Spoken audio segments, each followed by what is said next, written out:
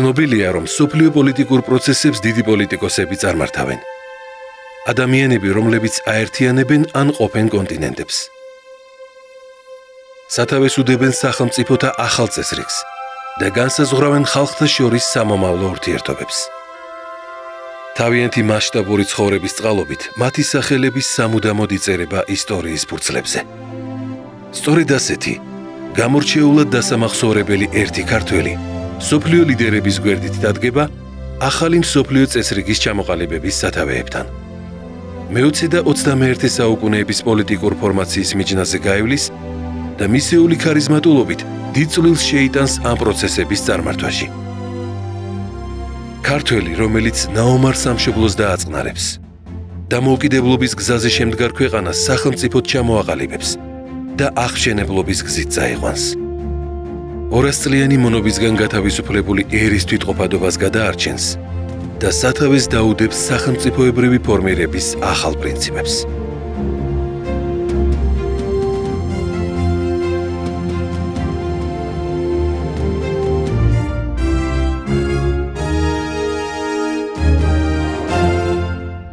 მე რომ გითხოთ, გავლიდით თუ არა იმავე გზას?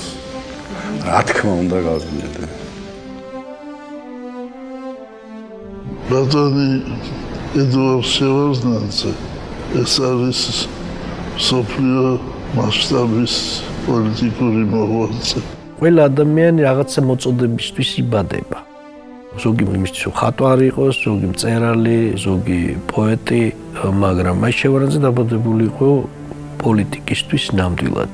შეეძლო არა მარტო დინების აღმა წასვლა, ყოველწუთს თავისი სიცოცხლის სამსხვერპლოზე მიტანა და რისკის გაწევა.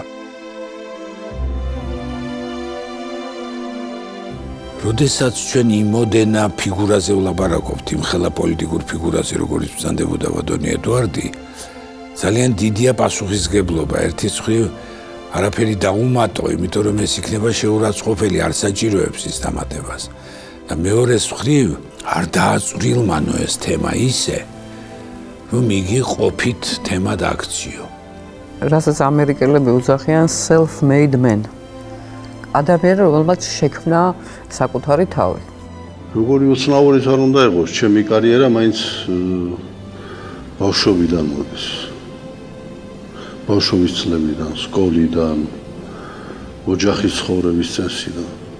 რა თქმა უნდა, ეს დედის, მამის, აი ამ ზეგავლენის აღზრდის გარეშე არ ხდება, მაგრამ მაინც მთელი მისი შემდგომი ბიოგრაფია მოწმობს სწორედ ამას, რომ მან შექმნა საკუთარი ბიოგრაფია და ფენომენი, რომელსაც შეიძლება დაარქვა ედუარდ შევარდნაძე. საოცარი შრომის მოყვარე ადამიანი იყო, საოცარი, ეს მას მე ვფიქრობ მისი ოჯახიდან და მისი ფესვებიდან მოდის. ბავშვობიდან მიჩვეული იყო ფიზიკურ შრომას, რაც ქვია ნამდვილი ფიზიკური შრომა. მიჩვეული იყო, მართალია ყველაზე პატარა და ნაბოლარა იყო, მთელი ოჯახი ანებივრებდა. ედიკოს ეძახდნენ. კარგად სწავლობდი, კარგი მქონდა მონაცემები, ნიჭიერი ბავშვი ვიყავი და შენ და გამოხვიდა ექიმი ჩამჩიჩინებდა განსაკუთრებით დედაჩემი. აი შენ რო დაამთავრებ და საექიმოს რო დაამთავრებ და რო დაბრუნდები, აი მე აღარ გამიჭირდება, მე აღარ მოვკვდები. მოხსენება წაიკითხა საქართველოს კომკავშირის ცენტრალური კომიტეტის პირობა ივან შევარდნაძე. ჩვენი რესპუბლიკის ახალგაზრდობის სახელით უღრმავ მადლობა უთხრა პარტიის ცენტრალურ კომიტეტს ჩვენი მუშაობის მაღალი შეფასებისათვის. მე ჩემი პოლიტიკური კარიერა ძალიან ისე წარიმართა სწრაფად. როცა ადამიანი ახალგაზრდობის ლიდერი გახდება საქართველოში, მე უკვე ესახელებოდა და ექიმოაზე აღარ ლაპარაკობდა. მემორიალის გახსნაზე მოვიდნენ რესპუბლიკის ხელმძღვანელები. შენ იყო კომუნისტი, მე იყო მინისტრი, რომელმაც შეცვალა მსოფლიო, მე ჩამოვიდა დანგრეულ საქართველოში, არ შემხვედრია. უფრო უცხოელი პოლიტიკოსები და მით უმეტეს ისინი, რომლებიც უფრო ახალგაზრდები არიან, ისინი ერთ დროს დაიბადნენ ერთ პარადიგმაში, გაიზარდნენ და იმ პარადიგმაში მიყავთ თავის პოლიტიკა. ედუარდს რამდენჯერმე მოუწია თავის ცხოვრების პარადიგმის შეცვლა და ეს იყო კიდე ის, რაც მას ხდიდა ასეთ ბუმბერაზად. მისთვის ყოფა, საყოფაცხოვრებო ელემენტები, დეტალები აბსოლუტურად იყო მეათე ხარისხოვანი. მთავარი იყო ეს დიდი ისეთი მნიშვნელობის ცნებები. რა თქმა უნდა, ოჯახი. ოჯახი ძალიან დიდი იყო მის ცხოვრებაში. ასე მიმაჩნია, რომ ოჯახი კაცობრიობის საფუძველია, ჩემთვის ჟანგბადია. მე იმაში ვარ დარწმუნებული, ბაბუაჩემი შეიძლება იმის ნახევარსაც ვერ მიაღწევდა, რომ არ ყოლოდა ბებიაჩემი ზურგს უკან.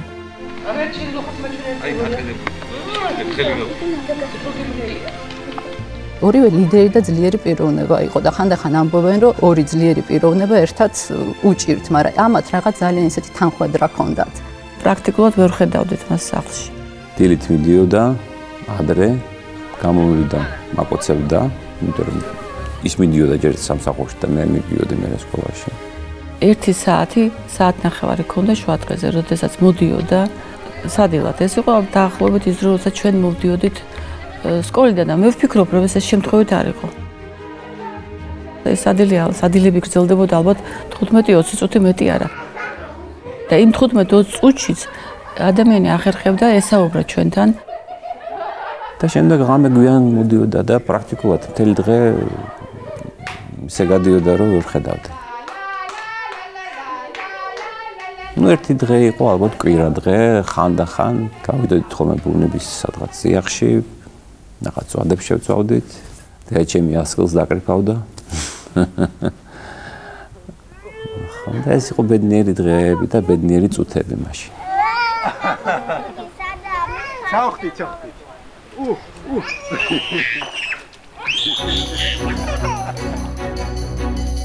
ამ გამოჩენილი მოღვაწის საქმიანობა ის სამ ეტაპად იყოფა. საქართველოში საბჭოთა წყობილების დროს, როცა ძალიან ბევრი გაკეთდა იმისათვის, რომ საქართველო ახორციელებულიყო, მომზადებულიყო შესაძლო დამოუკიდებლობისათვის, შემდეგ მოღვაწეობა უკვე მსოფლიო მასშტაბით როცა არის საბჭოთა კავშირის საგარეო საქმეთა მინისტრი და მყარდება ახალი წესრიგი და საოცრება მსოფლიო ომის გარეშე იშლება ბოროტების იმპერია და შემდეგ უკვე მოღვაწეობა დამოუკიდებელ საქართველოში, როდესაც ქვეყანა გამოდის მისი ხელმძღვანელობით ქაოსისა და განუკითხაობის ვითარებიდან და ფუძნდება ამით ჭეშმარიტად დამოუკიდებელი დემოკრატიული თავისუფალი ქვეყანა.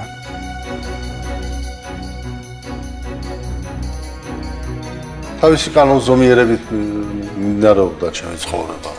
იმ კანონზომიერების პირობებში უნდა მეცხოვრა, რომელიც მაშინ არსებობდა რეალურად.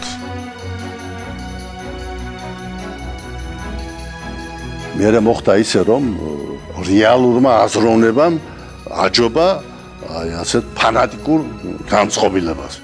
ხედავდი, რომ რეალობა სხვა არის.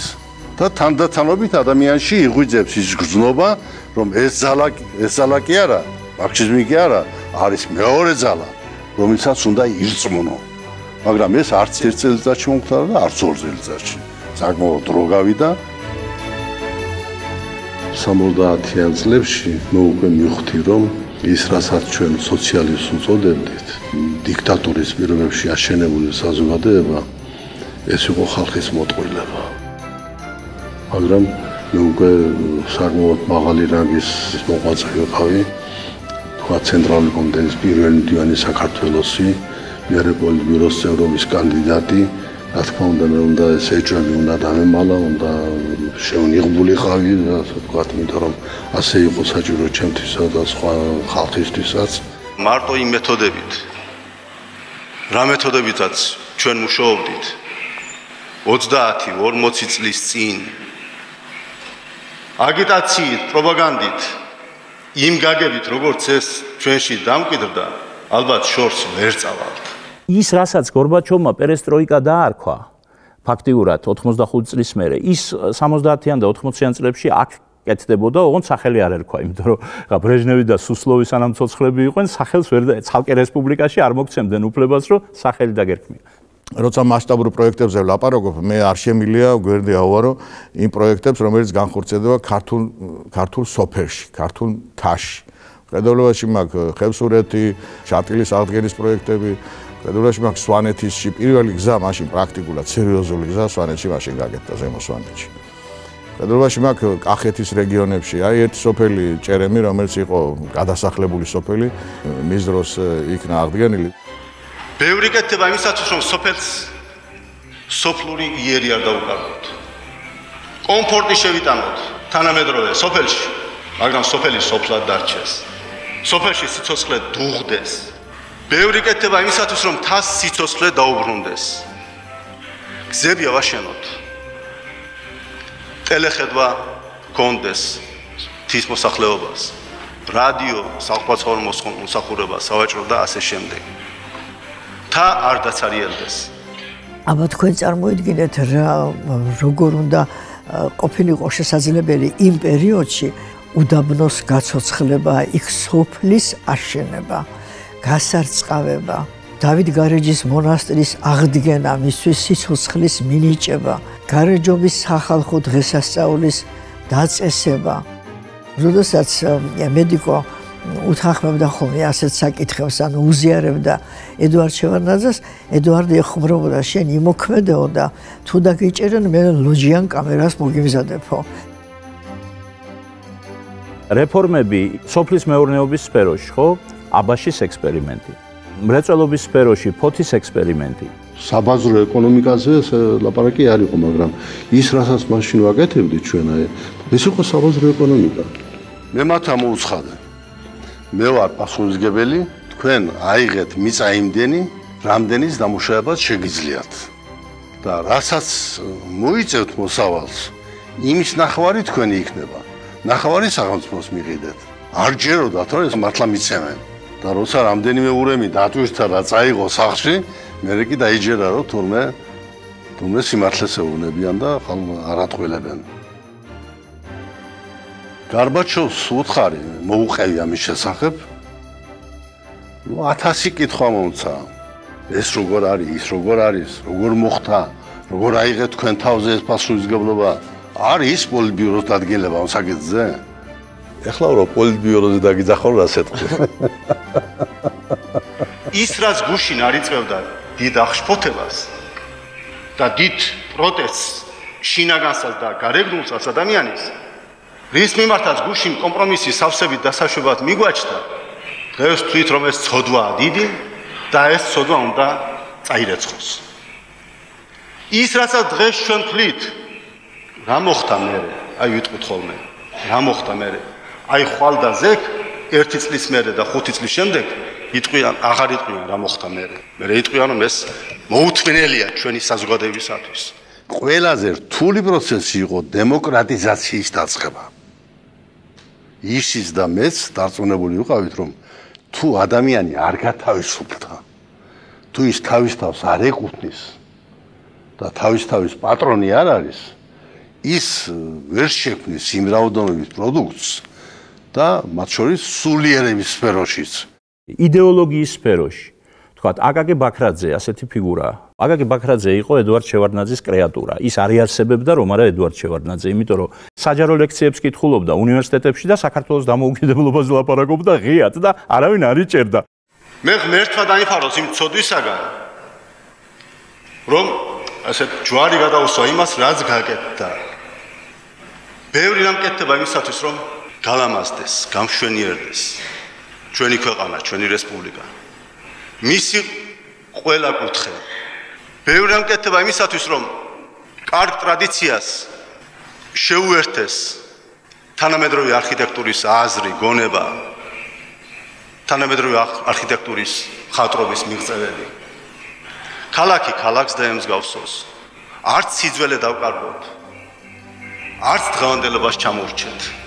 70-იან წლებში შეიქმნა უნიკალური მთავარი სამმართველო ისტორიული ძეგლების დაცვის. ეს იმ სინამდვილეში და იმ დროში იყო სრულიად მოულოდნელი და ძალიან ორიგინალური სხვა კულტურული მემკვიდრეობის მოვლა პატრონობა. და ფაქტიურად აქედან დაიწყო კულტურული ძეგლების რესტავრაცია. და ამ დროს თბილისში მიდის სამუშაოები ისტორიული თბილისის რეგენერაციაზე. მაგდენის სამუშაოზე და მაგდაგვარი არცად არ იყო მოსში საბჭოთა კავშირში და მაგაზე არც ერთი მანეთი არ იყო გამოყოფილი ცენტრალიზებული სისტემით. ეს ყველაფერი ხდებოდა აი საოცრად ლამაზად ყოველგვარი გახმაურების გარეშე შინაგანი რესურსების მეშვეობით. როცა ბატონი ედუარდი დანიშნეს პირველ დივნად წესი და რიგით ის უნდა წასულიყო პირდაპირ ცეკა შენობაში. ამის მაგივრად წავიდა მარჯანიშვილი თეატრში დაესწრო სპექტაკლს. ამით გაუსვა ხაზი, რომ მისთვის ყველაზე მნიშვნელოვანი კულტურა. არც ერთ ფორმაციაში ის მთავარი ცენტრალური ბგერა მას დაგაგული არ ქონდა. და ეს ბგერა არის საოცარი დამოკიდებულება ხელოვნების მიმართ. საოცარი უნარი ანალიზისა, მოვლენების, განზოგადების, მასშტაბურად აღქმის ამა თუ იმ პროცესის. მხატვრული მოვლენების, მე პოლიტიკური მოვლენებს არ გულისხმობ ამ შემთხვევაში. ბატონი ედუარდი ყოველ წელიწადს მოდიოდა სტუდიაში. იყო დიდი თავყრილობა, ხანდახან გამოსვლები იყო, 1 საათი გრძელდებოდა. ყველაფერს იწერდა, რასაც ლაპარაკობდნენ. ყველაფერს მოისმენდა და მერე პასუხს აძლევდა. და ყოველ წელს, როგორ წესი, სტუდიას აძლევდა ფულს ტექნიკისათვის. ჩვენ ხო მოსკოვი გვაძლევდა ფულს, კომიტეტი მოსკოვის. დარგმავდა, მაგრამ ტექნიკა არ ქონდა სტუდიას. მე მგონი თეატრალურ ხელოვნების მუშაკებთან იყო შეხვედრა, როდესაც თქვენ ხო არ გეპარებათ მეთქი, ეჭვი რომ მე მეხთა მეების წინააღმდეგი ვარ. არაო, რა თქმა უნდა არ მეპარებავ. აი ნეტა იმ დროს მოესწრებოდე რომ რუსთაველის თეატრში ბილეთის შოვნა ღრთამით შეიძლებაოდეს და მართლაც ასე არ არის გადაჭარბებული თვითონ სულიერი მეგობრობა და სულიერი ახლობლობა აკავშირებდა მას უმრავლესობასთან აი ამ დიდი შემოქმედების და უმრავლესობასთან აი ამ მართლაც სერიოზული და დიდი მეცნიერების. შეიძლება ულუკმაპუროდ გააძლოს კაცმა, მაგრამ პოეზია მაინც მისი სული და მისი ხორცია, მისი ორგანიზმის შემადგენელი ნაწილია, მისი აზრის და გონების შემადგენელი ნაწილია. მე თითქმის ზეპირად ვიცი შოთა ნიშნიანიძის ლექსი, რომელიც აფხაზ ხალხთან მეგობრობას ეძღვნება და სიმართლე გითხრათ, ცრემლის გარეშეც კი არ შემიძლია გავიხსენო ისეთი უბრწყინვალესი მხატვრული შედარებები. მე ცრემლის გარეშე ვერ წავიკითხე ნოდარ დუმბაძის მოგონება და სიტყვა აფხაზ ხალხთან მეგობრობაზე, რომელიც დაკავშირებულია მისი ბავშვობის მოგონებებთან და ბავშვობაში გატარებულ წლებთან აფხაზეთში. მე ასევე დიდად მადლიერი ვარ გრიგოლ აბაშიძისა, რომელმაც შესანიშნავი წერილი მიუძღვნა ამ პრობლემას, ამ თემას. და სხვა ბევრი ამხანაგები, ძირითადად ჩვენი მწერლობა გურამ ასათიანი, მე ვიცი, ჭაბუ ამირეჯიბი, სხვა ამხანაგები და სხვა ამხანაგები. მე ასევე დიდად მადლიერი ვარ აფხაზი ამხანაგებისა, აი ნოდარს გამოეხმაურა ვანო თარბა, ბაგრატ ჩინგუბა, სხვა ამხანაგები. და აი ასე ჩვენ ერთად ყველანი, როცა მოვინდომებთ, როცა მოვიწადინებთ, როცა ჩვენ ჯერ არ გვწამს დიდი მეგობრობისა, აი ასე როგორც სიტყვიან, აი ნაბიჯ შეგვიძლია და ეს აგურის დადებით ავაშენოთ ჩვენი დიდი და სამუდამო ძმობა და მეგობრობა ჩვენ საქართველოში. აბა ჩემი ძალიან დიდ პატივს სცემდა მას. აი ამ ურთიერთობებს ბატონი ედუარდი ძალიან ურთხილდებოდა. მე თვითონაც გამამდიდრა ამ ურთიერთობამ. თუ შემდეგში მე რაღაც სერიოზული ამოცანების გადაწყვეტა მომიწია საქართველოში და საქართველოს ფარგლებს გარეთ, ძალიან ბევრი შემძინა ქართულ ინტელიგენციასთან მეგობრულმა ურთიერთობამ და იმან რომ მათ ნაწარმოებებს მე გვითხოვდი ხანდახან დაბეჭდვამდეც, გამოქვეყნებამდეც. ეს არ ნიშნავს იმას, რომ მე რაღაც შენიშვნებს ვაძლევდი რაღაცა, უბრალოდ მათ იცოდნენ რომ მე მაინტერესებდა და ეს ამ ურთიერთობით მე ვამაყობდი და ვამაყობ კიდეც. შეიქმნა ახალგაზრდების ჯგუფი კონკავშირლების, ვინც მუშაობდი და მწერლების, ახალგაზრდა მწერლობის. ეს 60-იანების ნოდარ დუმბაძე იყო, სხვადი იყო. ხან ირაკლი მოდიოდა, ხან გრიგოლ აბაშიძე მოდიოდა. ყველაზე ხშირად სიმონ ჭიქოვანი მოდიოდა. და სიმონის გაკვეთილებს გავდიოდით ჩვენ ყველანი ერთად. და აი მაშინ ჩემთვის მაგალითად ის დღეები იყო საუკეთესო გაკვეთილები იმისათვის თუ რომ მესწავლა როგორი უნდა იყოს დამოკიდებულება ქართული კულტურისა და ქართული მწერლებისა. ახალგაზრდა კაცი ვიყავი მაშინ სათუწორულაში ვარ, მაგრამ სათუწორულაში ასე უძახოდნენ ნებისმიერ საქმეს, რომელსაც წამოიწყებდნენ, ასეთი კოდი ჰქონდა, თავარი მიზანი იყო ქართული საქმეების კეთება. ოღონდ ეს არის ეპოქა, როდესაც ეს ყველა ქართული საქმე იყო გარკვეულ ფორმატში შეფუთული. მახსოვს მამაჩემისგან, რომ ეს უნიჭიერესი კაცია, ძალიან დიდი მასშტაბებით და ბევრი რამის გაკეთება შეძლებს ქვეყნისთვის. ნამდვილად პატრიოტი კაცი, მონდომებული, უაღრესად ენერგიული. ედუარდს რაც სიკეთე უკეთებია მსახიობებისთვის, მომღერლებისთვის, წერლებისთვის, აკადემიისთვის. გადაყოლილი იყო ეს კაცი, გადაყოლილი იყო ამათზე. და საერთოდ ისეთი წიგნები იწერებოდა, რომელზეც ერთხელ კიდეც მითხრეს მოდარდუმბაძის ნაწარმოებზე მითხრა ჩემო კოლეგამ უკრაინელმა მეო თარგმანში წავიკითხეო და არ გეშინიაო კაცო ამის წიგნებს რომ უშვებთო არ გეშინიათო არა და ეს არის კლასიკა ეს არის სიმართლე იმ ცხოვრებაზე რა დიდი მხატვრის მიერ ნათქვამი რომელი ერთი გამოცემა და დავასახელო თქვა იგივე დათათუთაშხია თქვა რა საინტერესო ისტორია ჯანსულ ჩარკვიანი ეუბნება ბატონ ედუარდს რომ ბატონ ედუარდ ეს რო დაუბეჭდო მას იზამენო დამიჭერენო და ჩემ ცოლშულს ვინ არჩენსო პასუხი იყო იცით ძალიან საინტერესო პირველი ნაწილი უკვე დაბეჭდილია და ეს უფრაზიანი გამოხედა და უთხრა დაბეჭდეო და პრობლემა არ არის შენი ცოლშულის მოვლა ანუ აბსოლუტურად მეგობრული ზუსტად იმ სამოციანელივით იქცეოდა როგორც ის სამოციანელი კინორეჟისორები და წერლები. ჩემთვის სწორედ აი იმ ინტელექტუალური რესურსის მომზადება იყო მთავარი და არა პლაკატით ქუჩაში გამოსვლა. იმ დროს ეს ნაჩქარევი იყო, ნაადრევი იყო. 70-იანი წლები ეს იყო კულტურისთვის უმნიშვნელოვანესი წლები. როდესაც ბატონი ედუარდ შევარდნაძე მოვიდა სახელმწიფოს სათავეში. ამის მაგალითად მე ყოველთვის ვამბობ და ვიტყვი, არის ტურუას პოლიტიკური თეატრი. ეს იყო ბუმი ქართულ თეატრში. ნამდვილ და საყოფა ძალა ბავში თავის ხარეს გადაიქრია. პროტესტს მაცხადებ. ქალბატონი ნათელად ძალის ხმით ჩამორჩება მაგ ქალს, რომელიც ფიზიკურ შრომას არის მიჩვეულ. რატომ? ქალბატონი ნათელა ერთო.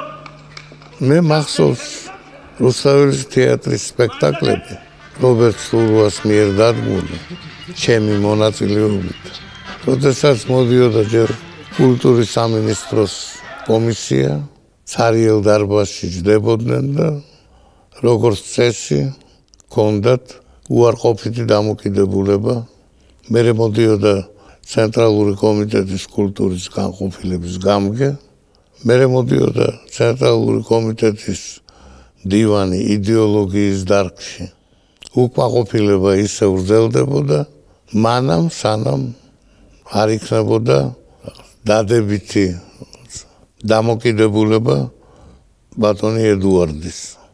აი მაგალითად როცა ყვარყვარე დაიდგა, როგორ თვითონ რამაზი მიყვებოდა მე, რომ 6 დღე ყოველ დღე ათამაშებდნენ ამ სპექტაკლს.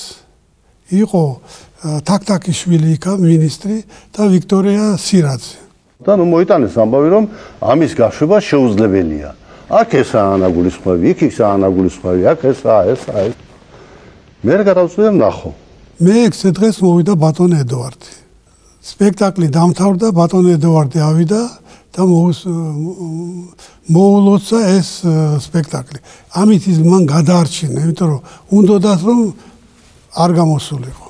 მეორე დღე დილით შევკრიბე ბიურო და გამოაცხადე რომ მე ვიღებ თელ პასუხისმგებლობას, ეს არის ნამდვილი შემოქმედება და ამის აღძალვა ნიშნავს იმას, რომ საერთოდ საქართველოში შემოქმედებაზე უარი ვთქვათ.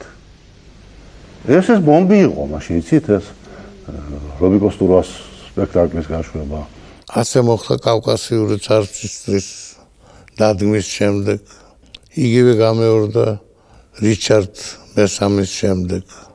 მიხვდა რომ საქართველოს თუ არ იმღერებს თუ ხელოვნებას არ მოკიდებს ხელს სადაც მართლაც ამდენი ნიჭიერი ხალხი ცხოვრობს თუ არ დადგამს სპექტაკლებს არ გადაიღებს კინოს დაიკარგება ამუზარმაზარ გააფთრებულ სამყაროში და მთელი ძალით ეხმარებოდა ხელოვნებას.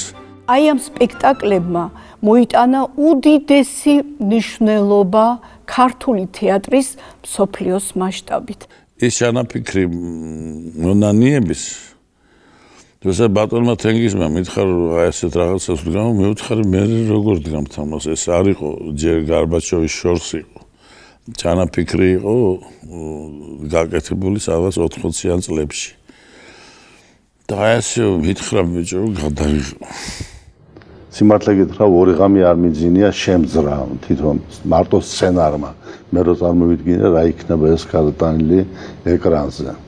შეუძლებელი იყო ამ ფილმის გაკეთება მხოლოდ საკუთარი ამბიციით და სახსრებით და სურვილით. ანუ აქ უნდა ყოფილიყო ქვეყნის პირველი პირის პოლიტიკური ნება, რომელიც ხოდშეს იყო განსხვავებული მთელი დიდი ქვეყნის, დიდი საბჭოთა იმპერიის, ესკი მეთაურების პოლიტიკური ნებისგან და ეს იყო ძალიან რისკიანი და დღემდე ვერ ხსნი, როგორითი იყო ეს ნაბიჯი ნაკარნახები, როგორი ინტუიციით, ალბათ, იმიტომ რომ ჩვენ ამ ფილმის კეთება დავიწყეთ 79 წელს, როდესაც იყო ბრეჟნევი, მერე იყო ანდროპოვი, ჩერნაი, მთელი ეს გერონტოკრატია მეფობდა. დამიძახეს სანახავად, ჯერ კიდე შავი მასალა იყო, არ იყო დასრულებული საბოლოოდ, მე უკვე მივხვდი რომ ეს ეპოქალური მნიშვნელობის ფილმი შეიქმნა. აი ვერიკოს ეს მთავარი ფრაზა რომ ეს გზა ტაძრისკენ მიმიყვანს ეს გზა ღვთისმშობლის ტაძართან არ მიმიყვანს ვერიკო პასუხობდა არა და ბატონმა ედვარდმა თქვა რომ იქნებ თქვას არა ეს ვარლამის ქუჩაა ეს გზა ტაძრისკენ არ მიგიყვანს ანუ პრინციპში მე ვიმკითხო ეს კიდევ უფრო გამწვავება იყო რომ ჩვენ ჯერ კიდევ ვარლამის ქუჩაზე ვცხოვრობთ და ყველაფერი ისე გრძელდება. შინებული პიროვნება და უმციკლო ადამიანი. მისი ნათელი სახე დიდხანს დარჩება მეგობრების, თანამშრომლების და ამხნაგების ხსოვნაში. მას ახლოს იცნობდი არავითის. მე ვფიქრობ, როგორც არსებობს ხელოვანის ინტუიცია, ალბათ არსებობს პოლიტიკოსის ინტუიციაც და მან რაღაცა იგრძნო რომ ბზარები ჩნდება. თუმცა შეიძლება მთავარი ბზარი სწორედ მონანიებაც იყო, მაგრამ იგრძნო რომ რაღაცა ახალი უნდა დაიწყოს, რომ ის ეპოქა უნდა დასრულდეს და დაიწყოს რაღაცა ახალი. რომ არა ბატონი ედვარდი არ იქნებოდა ეს მონანიება. არ იქნებოდა მონანიება და ნახეთ რამდენ რამეს კარგავდა აბულაძე და ვინიც ის მე ვინ შეიტანდა იმ რაღაცა მნიშვნელოვან წვლილს საბჭოთა კავშირის ისტორიაში თუ აი ძლიერ გარდატეხაში ვინ მოახერხებდა ამას როგორც მოახერხეს ამ ფილმმა და ეს ასე იყო მე ვიცი თქვენი დამოკიდებულება ხელოვნების თეატრის მიმართ ქართული კინო ათეულში შედიოდა ანეკდოტია მაგრამ აი ამ პატარა ქვეყნის ეს პატარა კინო, რომელსაც არავითარი ტექნიკა არ გააჩნდა, შედიოდა მსოფლიო კინემატოგრაფიის ათეულში. ჩამოდიოდნენ აქ უდიდესი რეჟისორები, მხატვრები, ხელოვანები და კოზინცევმა ერთხელაც კი მკითხა, როდესაც რობერტ სტურუას სპექტაკლზე მყავდა წაყვანილი წითელი ცხენები ლურჯ ბალახზე. უყურებს და მეუბნება გამაგებინე შვილო, მე საბჭოთა კავშირში ვარო. მერე თემურის გუშინდელნი ნახა, მანამდე რობიკოს სპექტაკლები არსებობდა, თუნდაც იგივე შევარდნაძის დროს დაიდგა მიხეილ თუმანიშვილის შედევრი ანტიგონე. ჩემს თავზე. თავი რომ მიყვარს. რამ შეგაყარა შენი თავი? ბრისთვის, რა სიკეთისთვის. მოსკოვში ვერთ გასტროლებზე, მაშინ რუსთაველის თეატრში ვარ, ჯერ კიდევ. გასტროლებია 5 თუ 6 სპექტაკლი წავიღეთ. მართლა ეს ძალიან მაგარი გასტროლები იყო. განსაკუთრებით სტურუას სპექტაკლებმა პირდაპირ აი ბომბის გახეთქვას გავდა კავკასიური და აბა რა იქნებოდა. გუშინდელნი რო ვითამაშეთ, მეორე დილით დაახლოებით 8 არის, თუ მოკლედ 9-ზე მეტი არ არის, 9-ის ნახევარია თუ რაღაც. რაღაცა აგაგონებდა, გავაღვეთ და ისა ბატონი კაკო ბაქრაძე რა იყო კაცო, შემოვიდა. ეხლა დარეკა შევარდნაძემო. რატომ? გუშინდელნი როგორ წავიდა გუშინ? არ გამაგიჟო ხო. გუშინდელნი როგორ წავიდა დილის 8 საათზე რეკავს. ხო, არ ვიცი. ეს ყველაფერი შემთხვევითი არ არის. ეს იყო მისი შეიძლება ითქვას აი ბუნებრივი მოთხოვნილება, მისი ორგანული თვისება იყო, მისი დამოკიდებულება სულიერების მიმართ იყო ხაზგასმული. რომ არა ბატონი ედუარდი, ოთარ იოსელიანი ვერ გაემგზავრებოდა პარიზში, სადაც გადაიღო რამოდენიმე ბრწყინვალე ფილმი. ყველაზე რთული დიპლომატია იყო კრემლთან ურთიერთობის დიპლომატია. ეს არ იყო რთული იმ ხალხისთვის, ვისაც სხვა მიზანი არ გააჩნდა. თუ შენ ცოტა სხვა მიზანი გააქვს და გინდა რომ რაღაცისთვის მზად იყო პიროვნების თავისუფლების თუნდაც ნაწილობრივი პრინციპი დამკვიდრდეს და ასე შემდეგ, მაშინ შენ მართლა გჭირდება, ესე იგი რომ შენი ტვინის ყველა უჯრედი მუშაობდეს და ფიქრობდეს იმაზე, რომ როგორ უნდა შენ იღბო შენ ის, რასაც ქვია ჭეშმარიტი შენი მიზანი, რომელიც მიმართულია უფრო შორეული პერსპექტივისაკენ. როგორ უნდა შენ იღბო ისო, რომ ხელი არ შეგიშალონ და პირიქით დაგეხმარონ მუშაობაში. მე მახსოვს ერთხელ ჩემთვის სრულად მოულოდნელად დამიძახა და მომცა ასეთი დავალება, რომ აი იზრუნეთ ბალეტის განვითარებაზე. თან ეს დილა იყო 9 საათი და სადაც მე მასთან მივედი და მეუბნება რომ აი იზრუნე ბალეტის განვითარებისათვის. ჩვენთვის გვიან არის ახლა ცეკვა, ისე როგორც ჩვენთვის, მაგრამ ისე გავაკეთოთ, რომ სხვაებმა მაინც იცეკვოთ. ჩამოთვალო თეატრი მეტნაკლებად ფეხზე დგას და კარგად არის კინო, მხატვრობა, აი ბალეტს უჭირს. ბლეხანოვზე იყო მაშინ ალბათ საზოგადოებას ახსოვს ჭაბუკიანის სახელობის და მის მიერ დაარსებული საბალეტო სასწავლებელი, მაგრამ სულ ერთი სარეპეტიციო დარბაზი იყო. შენობაც უკვე ვიწრო იყო, მოძველებული იყო. მაშინ მოხდა მისი მხარდაჭერით იმ ახალი შენობის, ასე ვთქვათ, ახალ შენობაში საბალეტო სასწავლებლის გადაყვანა. შევარდნაძე ამით ძალიან კმაყოფილი იყო, რომ აი ეს სფეროც არ დარჩა სახელმწიფო ყურადღების გარეშე. იცით რა, მთლიანობაში თუ გადავხედავთ იმ წლებს, ეს 10-ული წლებია უკვე, რაც დაგროვდა ქართულ სულიერებაში, ქართულ კულტურაში. ეს რენესანსია, თანამედროვე ქართული რენესანსია. მე ვფიქრობ, მან კარგად მოახერხა იმ თაობის სულისკვეთების განირთება. იმიტომ რომ ერთია, როდესაც ეს ამას გადმოსცემ ლექსში, გადმოსცემ სიმღერაში და მეორეა, როდესაც შენ ამას რეალურად ახორციელებ პოლიტიკურ ცხოვრებაში და აი ამ რთულ საბჭოთა სისტემაში ახერხებ ლავირებას შენი ქვეყნის, შენი კულტურის, შენი ენის გზაკვლევას და გადარჩენას.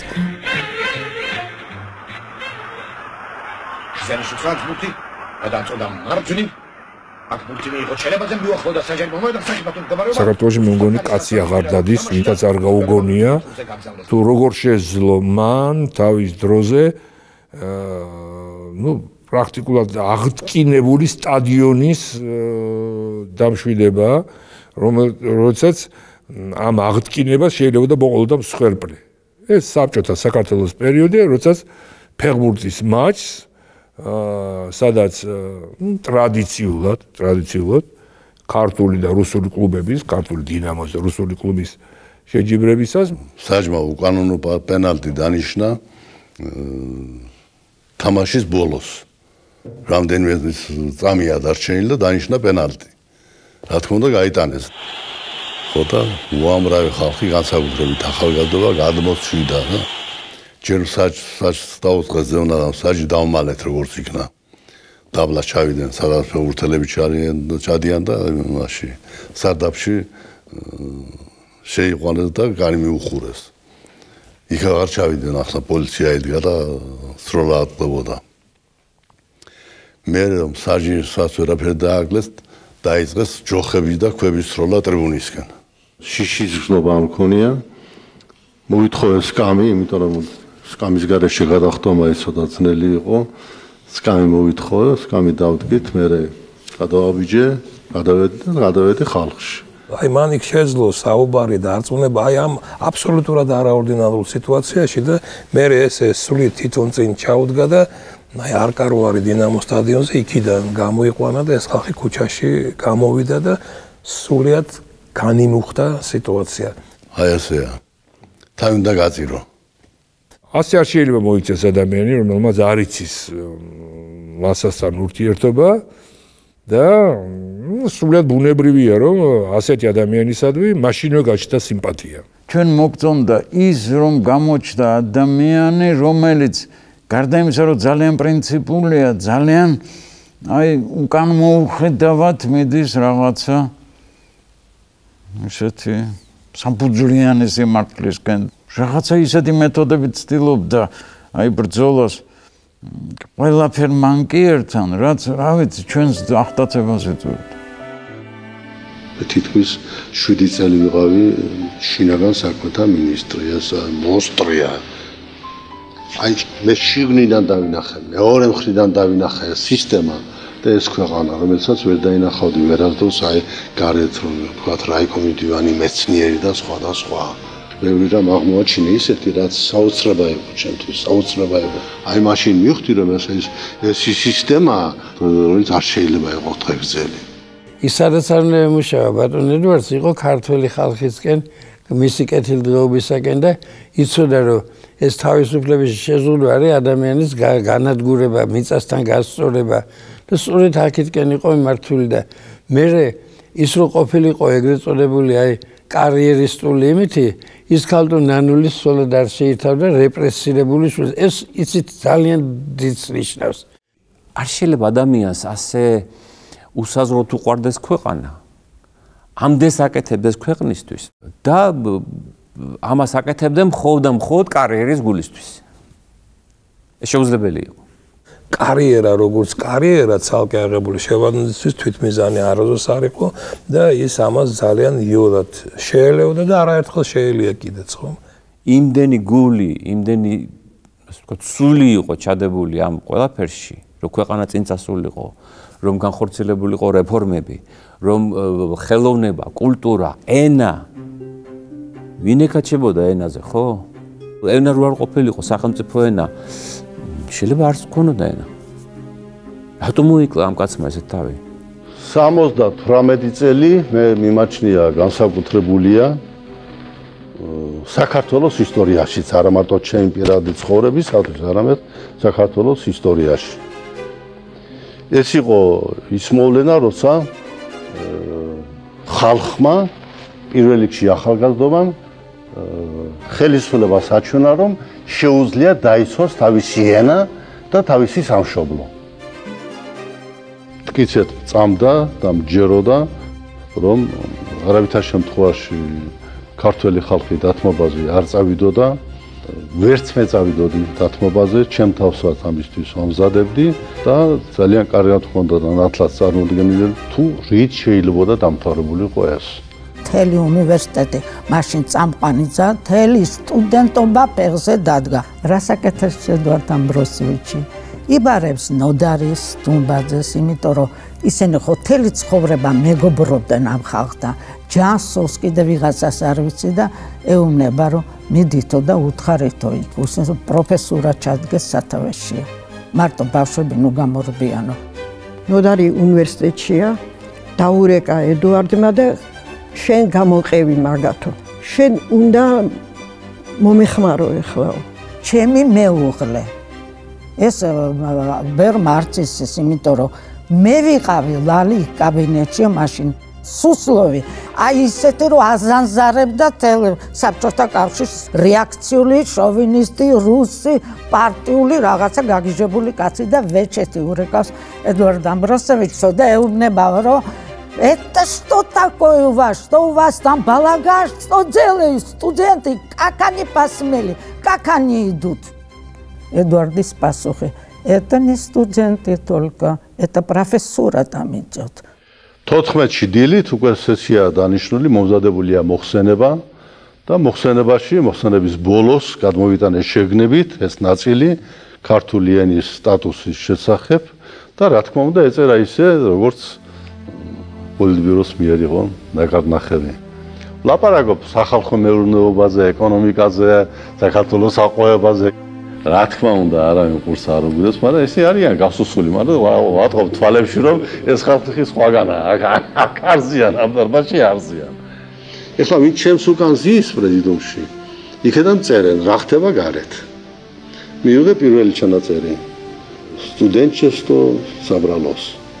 და ამავე დროს ეს გადიან და გამოდიან ეს პრეზიდენტის წევრები, მათ შორის კგბ-ს უფროსი, წარამარა გადის იქიდან და პრეზიდენტიდან და ახლა მთელი დარბაზი არის შოკირებული, რომ რაღაცა ხდება, რაღაცა უბედურება ხდება.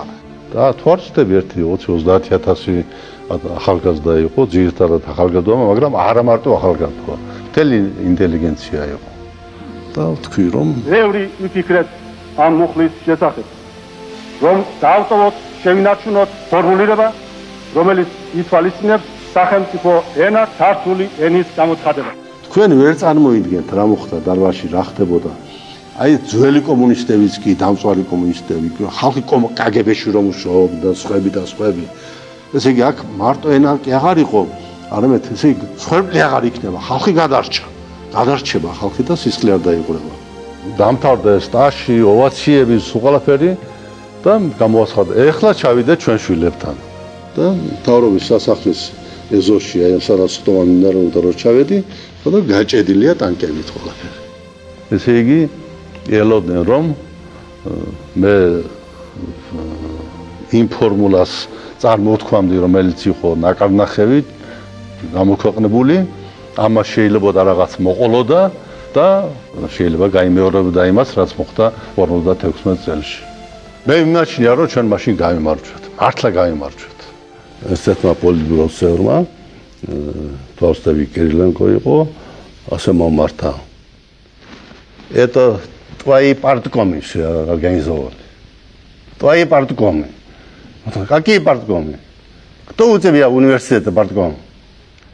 და ვინ იყო ხელოვანში თქვა ისეთი პარტკომი როგორც არის იყო თქვა რისმაგ გორდეზიანი სახელმწიფო უნივერსიტეტში და რისმაგი მართლაც ბევრს დარბოდა მაშინ რექტორთან ერთად ისაცის რომ ასეთი მოზრობა დაწყებულიყო ენის დასაცავად ეს მე მჭირდებოდა ეს აუცილებელი იყო ყველაზე დიდი საშინელება არის უმადურობა არ შეიძლება არ დააფასო ის ამბავი რომ საქართველოში დგას დედაენის ძეგლი ეს იმ დროში ეს წარმოუდგენელი რაღაცა იყო. 70-იან წლებში იყო ძალიან რთული მომენტი, როცა ძალიან დაიძაბა სიტუაცია აფხაზეთში. და мама უნდა წასულიყო მახსოვს გაფრენილიყო სოხუმში. გამოვედი ესე დიდი ის იყო შესასვლელი ჰოლი, გამოვედი და мама ემზადება გარეთ გასასვლელად და ძალიან კარგად დავინახე ნაცვლად უკლიდან როგორ გადაიწერა ესე პირჯვარი. ეს იყო 70-იანი წლები. უნდა გითხრათ რომ мама ჩემი პარტიის წევრი კაცი იყო, სკოლის დირექტორი იყო, მასწავლებელი იყო, ძალიან განათლებული პიროვნება. სამდა ღმერთი. მაგრამ კი არ ამბობდა მას, კი არ ამბობდა. მე ახლაც მახსოვს აი ადრე დილდგებოდა რუეულებს ასწორებდა ხოლმე უთენია და ბირჯვარს გადაიწერდა, მიკვიდა მაშინ. სად კომუნისტობა და სად ბირჯვარის გადაწერა. დედა ჩემს ღმერთის წამდა და ლოცულობდა. წამდათ, მაგრამ ეშინოდა, ამას ვერ აცხადებდნენ. ჩვენთან ყოველთვის დიდი ზეებით აღინიშნებოდა აღდგომა. ერთ-ერთი ნათესავი ახლო ნათესავი იყო ძალიან ორთოდოქსი კომუნისტი და მახსოვს აპროტესტებდა ამ ფაქტს, როცა მოდიოდა ჩვენთან სტუმრად, რომ ეს რა არის. თქვენს ოჯახში წითელი კვერცხი როგორ შეიძლება იყო, არ დაიდო იმ დღეებში აუცილებელი ატრიბუტი იყო ჩვენი სუფრის, იმ საზეიმო სუფრის და გეხოცებიო. მე იცი რას აღნიშნაო, ჩემი ქალიშვილის დაბადების დღეს აღნიშნაო. და მართლა მე დავიბადე თურმე აღდგომა დღეს. მე ვფიქრობ, რომ რატომ ვფიქრობ, რომ მაინც შინაგანად მას ჰქონდა რწმენა, უფლის რწმენა. ბევრ რამეს ნანობდა, ბევრს. რატომღაც აი ეს თვითმფრინავის ბიჭების ამბავი მახსენდება ყველაზე უფრო. იცოდა რომ მას მაშინ იმ პერიოდში არ შეეძლო შოლა, მაგრამ აი რაღაც როგორც თვითონ ამბობდა სიცოცხლის ბოლომდე გაჰყვა მას ეს დიდი სინანულის გრძნობა, რომ ვერ შეძლო ვერაფრის გაკეთება, ვერ მოახერხა.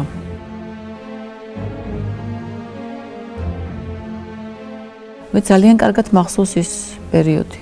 როდესაც დაირეკა სახლში და ეს ინფორმაცია მოვიდა, როგორც წავიდა მამა სასწრაფოდ აეროპორტში, დედაც წავიდა და რა მდგომარეობა იყო მაშინ.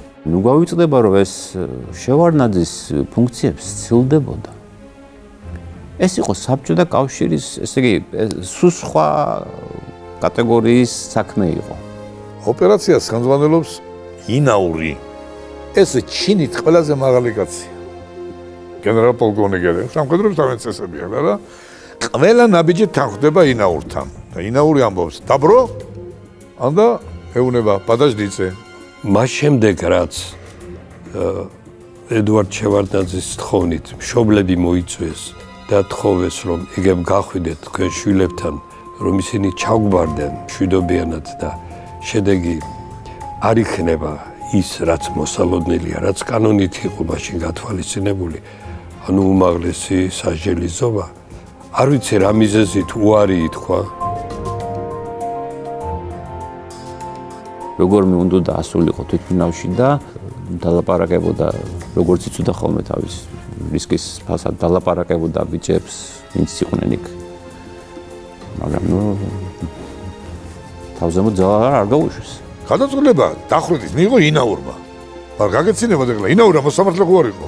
არ იყო მოსამართლე. მოსამართლე იყო გერცამია. მაგრამ იყო თუ არა გერცამია გავლენის ქვეშ? ეს არის გასარკვევი. ნამდვილად აწუხებდა. ბოლო წუთამდე აწუხებდა. მან მიიღო დიდი ტრამვა, მიიღო დიდი დარტყმა, მაგრამ ნუ ეს იყო პრაქტიკულად სამაგალითო დასჯა, რომელიც იყო არა აქვს ნიშნულობა კგბ-ს რომელ სტრუქტურაში იქნეს მიღებული, რომელიც მოსკოვმა გააკეთა ყველაფერი ეს მოსკოვმა რა გაგებით გააკეთა მოსკოვის სახელმწიფო უშიშროების კომიტეტმა. თვითმფრინავ გაუშვითო რუსები ეთხოვდნენ ზუსტად ისე როგორც ჩელაბინსკის თავზე ააფეთქეს. ზუსტად ისე. და მაშინ მე ვკითხე რომ მითხარი აი რომ გადამდგარიყავით მეთქი, ვაწვებოდი რა ახალგაზრდულად. ჯანუკის არმაზი ვიღაცა არაფერი გადავდგებოდიო, მეტი არაფერი არ მოხდებოდა, ჩვეულებრივად დაიხრიტებოდნენ. ოღონდ მე გადავდგებოდიო. ეს იქნებოდა უბრალოდ ჩემგან ცოტა უფრო პოპულისტური ნაბიჯი და უცებ შემხედა და მითხრა. მე არ ვიცი ეს შეიძლება და ჩემი ოჯახისთვის უკეთესი ყოფილიყო. ცხოვრება ურთულესი მოვლენაა. ურთულესი და უძნელესი. და ნუ დრაიტრაბახებს იმას რომ აი მას შეუძლია პირდაპირ დიაგნოზის დაუსვა. შენ მოღალატე ხარ, შენ ერთგული ხარ. თვითონ ცხოვრება გაარკვევს ამას.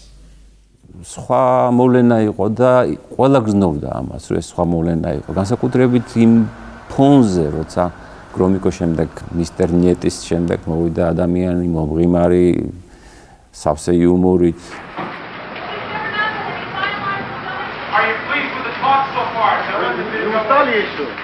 სწორედ ამ ღიმილმა გაათფო მაშინ ის ცივი ომი და სწორედ ის ერთ-ერთ საფუძვლად არის მიჩნეული და ის იუმორი, რომელმაც გაალღო აი მაშინ სწორედ უკიდურესობამდე დაძაბული საერთაშორისო ურთიერთობები. ჩამოდის შევარდნაძე, ჯერ მისი სახელის წარმოთქმაც კი უჭირდა თუ ცხოველში შეჩეული არ იყვნენ. უდიდესი ინტერესი იყო მის მიმართ. ყველა ცდილობდა მასთან მისვლას, თუნდაც რაღაც ერთი სიტყვის თქმას, ხელის ჩამორთმევას და ასე შემდეგ. Я сейчас вспоминаю первую встречу с Рейганом. Он смело смотрит на меня как на врага в буквальном смысле. ხა მანამდე იყო ძალიან დიდი, ასე ვთქვათ, ავტორიტეტი გრომიკო საგარეო საქმეთა მინისტრი, რომელიც დიდხანს იყო და მისტერ ნოუს სახელით იყო ცნობილი და მისი ღიმილი არავის უნახავს. ეს დაძაბული ცივი ომის პერიოდია და ამერიკელები მიჩვეული არიან, რომ აი ჩამოდიან იქიდან და აი რაღაც კუშტი სახეებით უნდა იყოს ესეთი პროტოკოლური ჯინზე ლაპარაკი თუ შეიძლება ჯინაზე ლაპარაკი. პირველი საუბარი რეიგანი ეუბნება, რომ აი ჩვენთან დემოკრატია თქვენთან არ არისო დემოკრატიაო. თქვენ რო გახვიდეთო ახლა აქ თეთრი სახლის წინო თავისუფლად შეგიძლია დადგეთო და იყვიროთო ძირს რეიგანი არავინ არ გეტყვითო თქვენთან ესო შესაძლებელია კრემთანო ესო შეუძლებელია და შევედანზე არც დააყონა თუ ჩვენ უცხარო არ ეს ჩვენთანაც შესაძლებელი მიბძანდითო კრემთან და რამდენიც გინდათ იყვირეთ ძირს რეიგანი არავინ არაფერს არ გეტყვითო და თვითონ ყვებოდა მე ამას რეიგანი რამდენადაც მე ვიცი რომ იმ წუთში შეეცვალა მისი შეხედულება და დამოკიდებულება No, I understand he is delivering. Mr. Foreign Minister, can you tell us what's in the letter? Вам вопрос, Александр Ильич, что в письме? Что, если я вам расскажу, что тогда господин президенту буду рассказывать? Well, if I tell you, what shall I tell the president? აი ამან გადაწყვეტა, იცით, ამ პირადმა ურთიერთობებმა. სხვა შორის, პრეზიდენტ რეიგანთან ერთ 15-ჯერ მაინც ვარ ნამყოფი. После переговоров с господином президентом скажу. მერე გათბა, ძალიან გათბა. და ძალიან мендобода. Прогнозы хорошие. После каждой встречи устраивал ланчи. Ни один министр иностранных дел не удостоился такой чести. Рассказывал много анекдотов. Я не знаю другого человека, который знал такое количество анекдотов. Добро пожаловать еще раз. Мы встретились здесь раньше. Это третья встреча. Meeting here. Yes. აი ამ გულახდილობამ, ამ პირდაპირობამ განაპირობა განსაკუთრებით პირველ წლებში რომ დამკვიდრდა ეს განსაკუთრებული ურთიერთობები და ჩამოაყალიბა ისეთი მნიშვნელოვანი ფაქტორი სახელმწიფოთა ურთიერთობაში, როგორც არის ნდობის ფაქტორი. პირველი 3 წელი ეს იყო წმენის გამტკიცების წლები, რომ თურმე შეიძლება ცივომი დამთავრდეს. პირველი შეხვედრისას ჩვენი ქართული ტრადიციის მიხედვით ბატონ შუბლიც თავის პარტნიორს ქართული ხანჯალი აჩუქა, უცხოეს არის ქართული ტრადიციული, ასე ვთქვათ, ნაკეთობა და იარაღი, რომელთაც ქართველები თავის დამოუკიდებლობას იცავდნენ და ახლა საბჭოთა კავშირმა თავის იარაღი უკვე დადო. ამიტომ ახლა განიარაღება თქვენი ჯერია განიარაღებისკენ ნაბიჯი გადადგათო. ნიუ-იორკში 15-20 დღის შემდეგ შევხვდი, მე ვუთხარი რომ იგზენიმეთი ხელსინკში რომ ჩვენ ბევრი რამის გაკვეთება შეგვიძლია ჩვენი ხალხების საკეთილდღეობ და მითხრა რომ მოიტახელი და ჩვენ ხელი ჩამოვართვით და მართლაც არ გვიღალატია ამ ჩვენი პრინციპისათვის. ჩვენ ასე ვამბობდით ხშირად, აი ამის გაკეთება შემიძლია, ამის გაკეთება არ შემიძლია.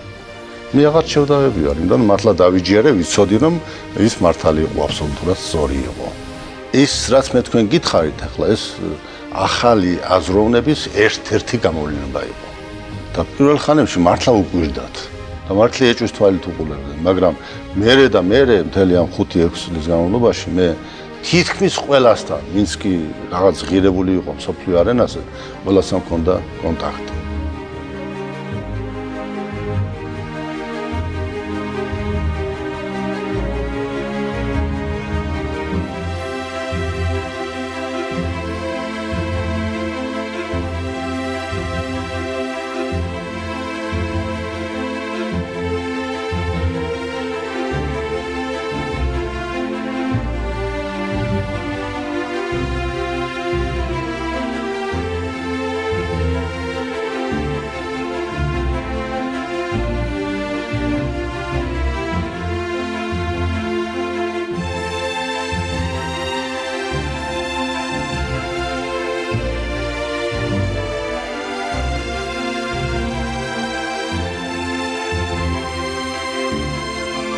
Jim Baker and I first got to know President Shevardnadze when he was foreign minister of the Soviet Union, and we quickly learned that he was somebody whose judgment and word we could trust.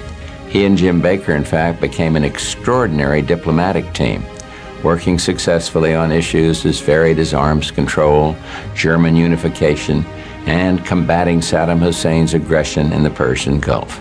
They became fast friends and achieved unimaginable levels of Soviet-U.S. cooperation. And together they helped, as Mikhail Gorbachev and I were able to usher in the end of the Cold War in a way few had ever dreamt possible, peacefully. და აქედან ფაქტიურად დაიწყო ის ბრძოლა, რომელსაც ქვია ბრძოლა რეფორმატორებსა და კონსერვატორებს შორის საბჭოთა კავშირში. ორი კლასობრივად განსხვავებული სისტემა გადავიდა სრულიად ახალ ხარისხში, პარტნიორულ ხარისხში. და მე დაიწყო პირადი ურთიერთობები უკვე. აი ოჯახებში მისვლა, ოჯახების გაცნობა და დავმეგობდი. ეხლა ქართველებს გვიყვარს ეს სიტყვა ძმაკაცობის დაახლოებით შემადარი ურთიერთობები ჰქონდათ. მე მინდა გავიხსენო შეხვედრა მალტაზე. გვინდა და ორიგინალური შეხვედრა გამართულიყო. ჩავედით გემით, რომელსაც ქვია მაქსიმ გორკი. პრეზიდენტი ბუში და ბეიკერი ჩამოვიდნენ კრეისერით. A guided missile cruiser. მე გეტყვით ახლა როგორც იომეს. Well, I'll tell you how the battle actually proceeded, you know, and how იყო საშინელი ღელვა. აი იქიდან უთვალთვალებით როგორ ჩამოდიან კრეისერიდან. 10 ჯერ მაინც ades ჩამოსვლა და ვერ ჩამოვიდა. მე როგორც იქნა მოაღწიეს ჩვენამდე. ჩვენ ბევრი ვიშრომეთ იმისათვის რომ ის შეხვედრა შემდგარიყო და ისე დამთავრებულიყო როგორც დამთავრდა. ეს იყო ციომის დამთავრების დაწყება. Мы зафиксировали. Мы не противники. Мы не противники. Это было великое открытие для того времени. მე გავაგზელო რა მოხდა? Shall I continue? Shall I say what happened? Let me, I remember a number of meetings with you, Edward, where you told me on any number of occasions, we will not use force to keep the Soviet Empire together. When we first started out, I have to tell you that President Bush and I and other policymakers in the United States were very skeptical. But it was after the Wyoming ministerial, after the Malta meeting, where we concluded that we could trust what you said and what your colleagues said.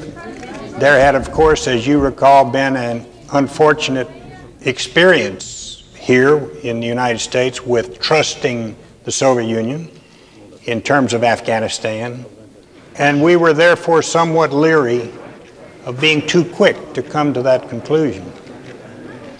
In the Vnukovo airport in Moscow, the day after Saddam Hussein invaded Kuwait, when I flew to Moscow and we stood together, shoulder to shoulder, and condemned that invasion, and both supported an arms embargo on Iraq.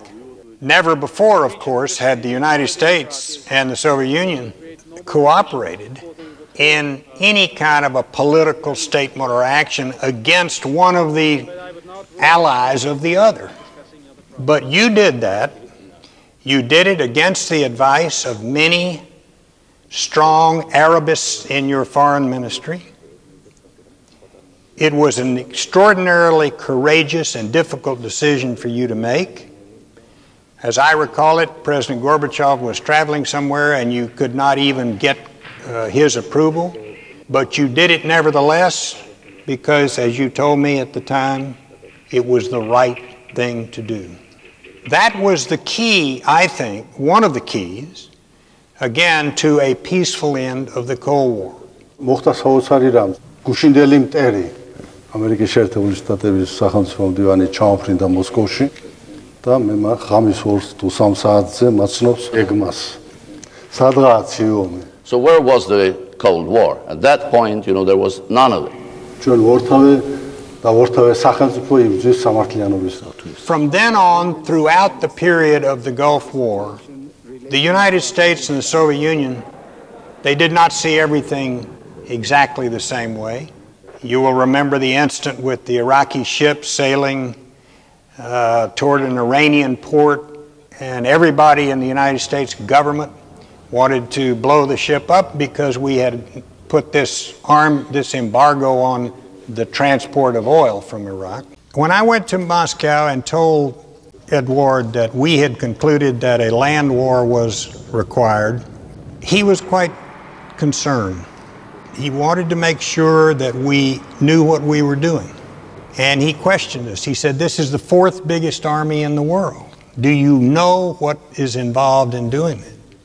You said, please give us 2 or 3 days. Let me see if we can't work this out with Baghdad. And fortunately, President Bush agreed with that. The American military did not take the ship out. And the Soviet Union and the United States worked that way throughout the period of the Gulf War. If we had not been able to give you the 2 or 3 days, I think the entire international coalition that was put together to eject Iraq from Kuwait would have dissolved at that time. That happened because of one man, and he's right up here on the stage with me. ასე ადგილ-ადგილ ხდებოდა შევარდნაძე გაკეთებული ისე უჩუმრად ყნარად საქმეები. ებრაელების დაბრუნება ეს ძალიან მნიშვნელოვანი ფაქტი იყო სხვათა შორის. იმიტომ რომ ისრაელი იყო საბჭოთა კავშირის მტრად გამოცხადებული. და შევარდნაძემ ფაქტურად ამ მტერთან მიგრირებას გაუხსნა გზა.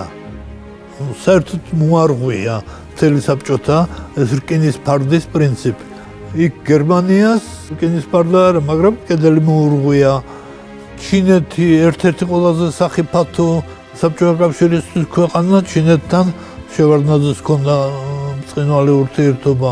ერთ-ერთი სახიფათო ირანი, ხომეინი რო იქ იყო, შევარდნაძე იყო პირველი, ვინც შევიდა.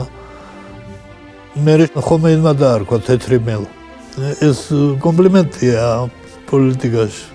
უბრალოდ იმან ჩაავლო ის, რომ ეს თამაშობს პოლიტიკაში და ანუ თეთრი რატო დაერქვა, გვებუნებრივი იყო.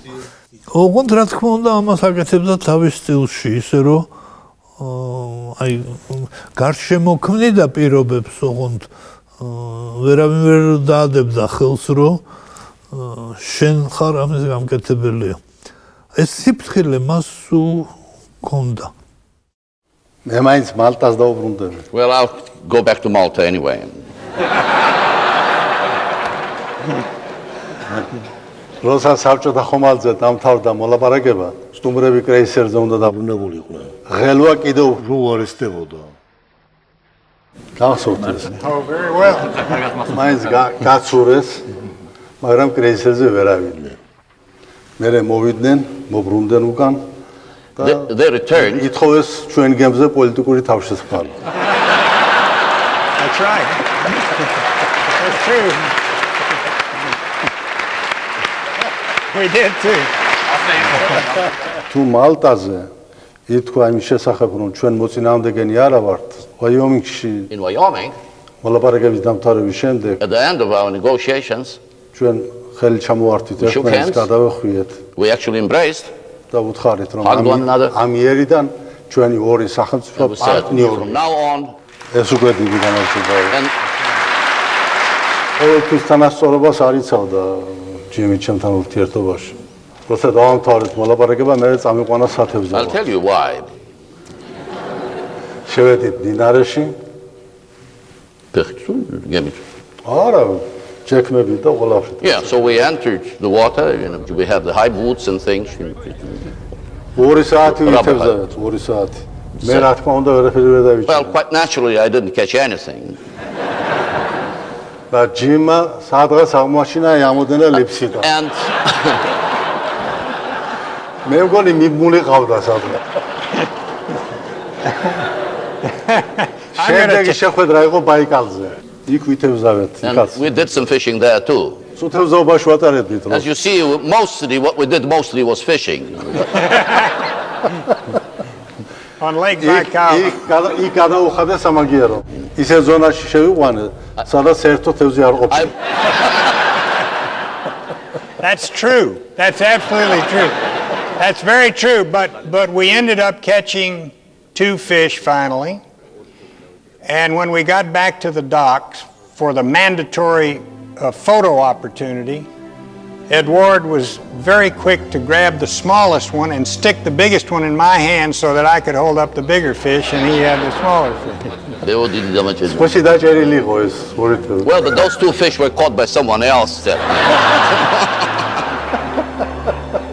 საბჭოთა კავშირი მართლა დალბა და ის უნდა შეცვლილიყო, წყობა უნდა შეცვლილიყო, საზოგადოება, სხვა საზოგადოება უნდა შექმნილიყო. და აქედან დაიბადა ის იდეა, გორბაჩოვის პერესტროიკის იდეა, დემოკრატიზაცია, მაგრამ სამწუხაროდ კარგად არ ესმოდა რა შედეგებამდე მიიყვანდა დემოკრატიზაცია. დემოკრატიზაციის, რეალური დემოკრატიზაციის პირობებში, რა თქმა უნდა, ევროპა გათავისუფლდებოდა, გერმანია გაერთიანდებოდა და ეს ქვეყნებიც საბჭოთა რესპუბლიკების დამოუკიდებლობას მიიღებდნენ.